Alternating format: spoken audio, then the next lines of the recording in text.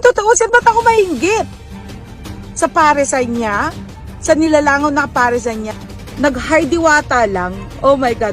Tapos yung isa naman, ikiklik na lang yung camera, sasabihin na, mamaya na lang kasi busy ako. Oh my God. So, biglang dumating, nagbibideo sa akin, may mga tanong siya. Siyempre nga, di ba, unahin pa ba kita, may ginagawa ako. Ang ginawa ko, sabi ko mamaya na lang, sinaraan ko ng pinto. Ano? Di ba halata, nandidiri na siya sa mga nagpapapicture. Samantalang yung mga namimigay sa kanya, talagang welcome na welcome, talagang igugugol niya yung maghapon o magdamag niyang oras. Lahat ng basher kung wala kayong pambayad, kaya ko naman kayo pakainin ng libre, basta magsabi lang kayo ng totoo, kayo magpanggap na mayaman, wala naman kayo pambili. Diwata nandidiri na at umiiwas sa mga taong gustong magpa-picture sa kanya. Ruby Rose Villanueva, also known as Mystica, ay naglabas ng kanyang saloobin tungkol sa napansin niyang paglaki ng ulo at pagbabago ng ugali ni Diwata. Say ni Mystica, yung itsura ni Diwata